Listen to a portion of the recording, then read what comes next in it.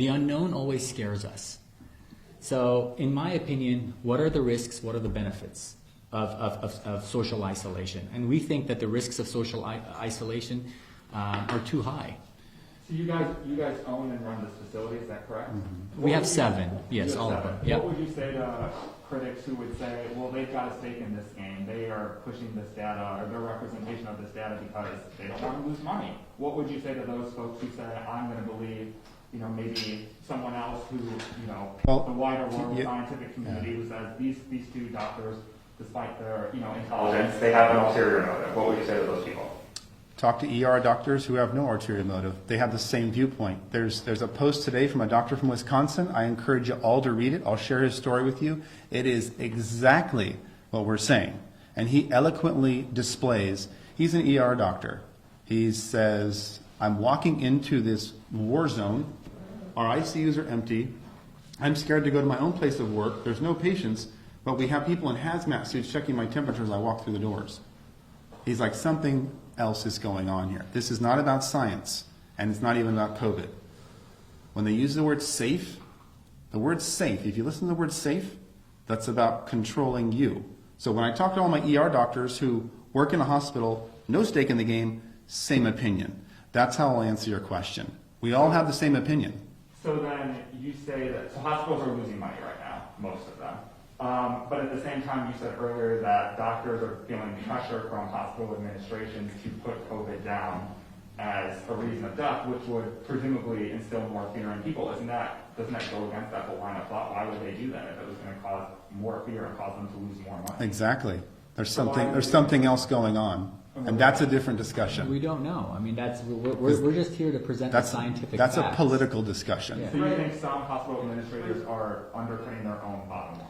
We're presenting the medical data here. I mean, what I think about politics is irrelevant. We're presenting the medical data. We need to stay on things that we can answer intelligently, which is not why does a CEO of some hospital in Wisconsin do that. We need to stay on the topic of, do we need to shelter in place, and does that make sense from the microbiology knowledge we've known for 30 years? The sciences haven't changed. We live our life in the life sciences. Biology, biochemistry, microbiology. So everything that you're asking us goes against that sheet of information. Why people do things at a hospital is not really our area of expertise. So from what we're seeing right now, it's time to open back up. The science says it is. The models we have been using from predictions to predict the amount of disease are not accurate. This information is accurate. It models the flu. Let's go back to work. That's what the data is saying. Not models. Data is saying that.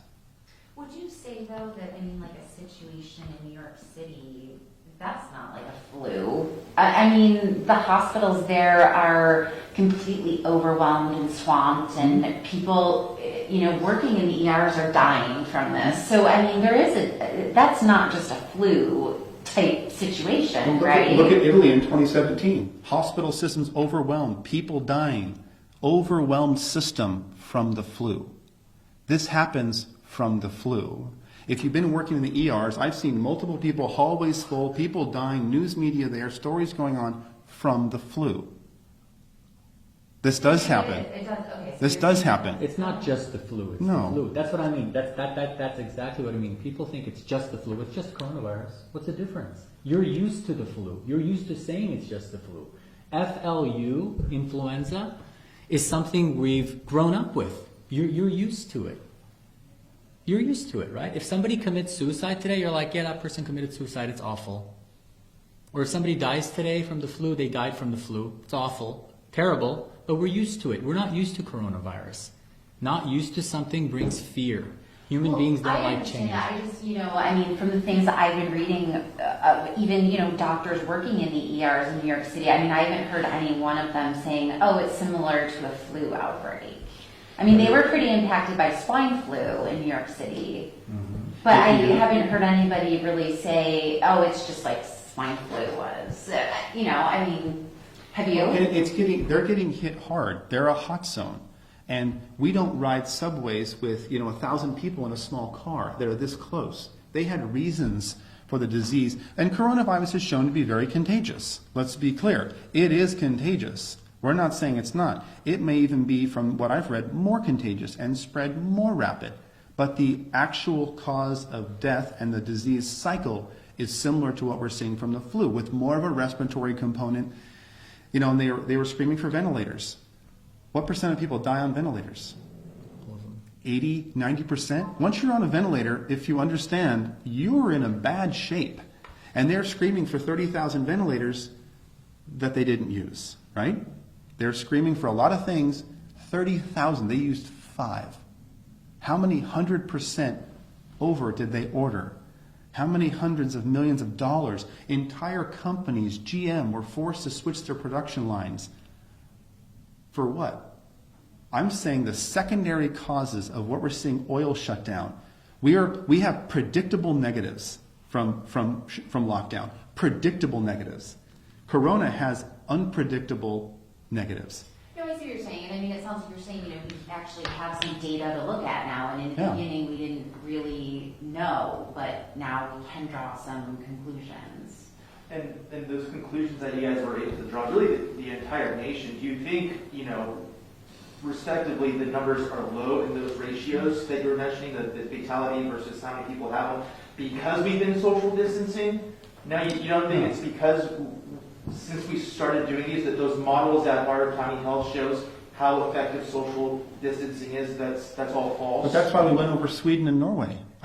We went over Sweden and Norway because you have lockdown, no lockdown. Sweden, no lockdown. Norway, lockdown. That's 10 million, that's 15 million people. We have the data. That's what I just went over with you. But by Lockdown. Norway and Sweden also have drastically different testing standards and metrics. Norway is basically testing everybody. Sweden, they're only testing you if you end up in a hospital. No, that's not accurate. They're not testing everybody. Well, of course, they're not testing all 5.5 million Norwegians, but their testing is much more widespread. The bottom line is, from those of us who study it and have a background in this, is lockdown versus non-lockdown did not produce a statistically different number of deaths. That is the bottom line. That we know of. Right, so people could be dying in their home or from other things, but if Sweden, if they're not being tested, then they don't know what the cause of death is. Yeah, and if you were to give me a test on analyzing these numbers and I probably wouldn't perform so well. I guess what I'm trying to cross-reference is I hear our president, I hear our governor say social distancing is working. And you guys are saying it's not needed. So I guess that's what I'm trying to wrap my head around. Like, why is that? It was needed initially. Are they lying? Are they lying? It was needed initially. They actually, we both agree with exactly what they did initially because we didn't know. It was an unknown. Now it is becoming known. Initially, when you don't know something, you're extra careful because you're fearful. It's just like when you see a patient and they're very sick, you test for everything because you're scared.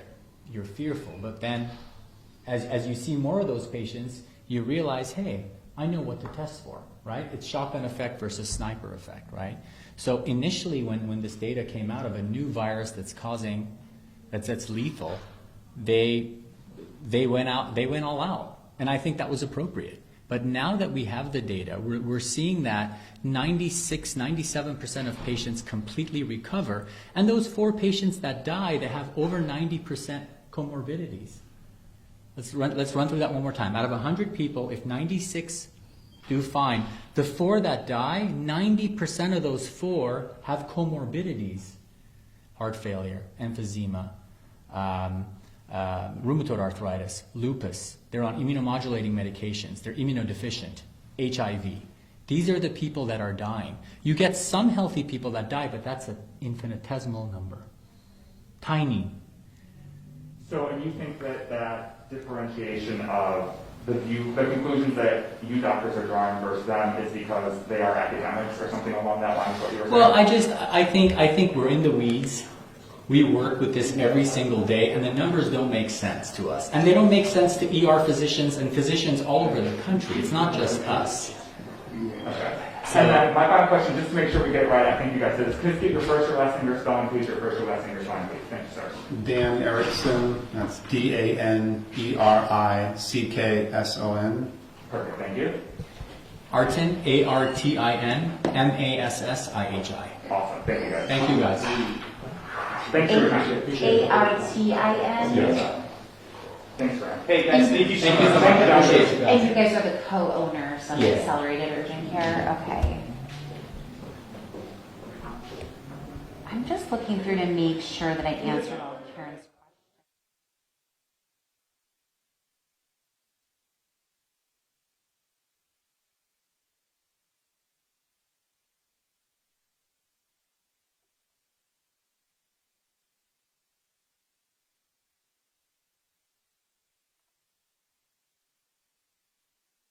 We're not saying we're right. We're saying, here's the data, here's what we understand. It's not a you're right and you're wrong thing. It's the way we interpret data. We work in the field, and some people that are not working in the field and still getting a paycheck have a different opinion. If you weren't getting a paycheck, you might have a different opinion. If you weren't getting a paycheck, if everybody in here is getting a paycheck, right? Cafe Rio is not. They've all been furloughed. When you don't get a paycheck, your opinions start switching. Yeah. If you were at home, furloughed, for the unforeseeable future, would you be excited about staying sheltering in place? No, I mean, I completely understand. I mean, we're seeing this around the country now, I think, that people are demanding that they be allowed to go back to work and... Well, it's also, at what point, who says what's safe? Are you smart enough to know what's safe for you? Or is the government going to tell you what's safe for you? Who tells you what's... As soon as they use the word safe, that means control. We know what's safe for you. You're too dumb to understand disease, you see. We know what's safe. And so they're going to use this model for different things. We got a bomb threat from China. Everybody stay in their home for 3 months. What? They are using this to see how much of their freedom can they take from you. And will you roll over and stay in your house? And it's working. And if you notice the way Americans are responding, if you go to any gun store in town, guess what they're out of? Ammo. None of them have ammo. I went to 3 of them. They said thousands of rounds have been bought. Why? People are mad. They're starting to post on my Facebook with their AKs going, let's roll. So what I'm saying is, let's avoid all that. Because if you stomp on our freedoms, that has one ending, and it's violence. All right. Well, thank you guys.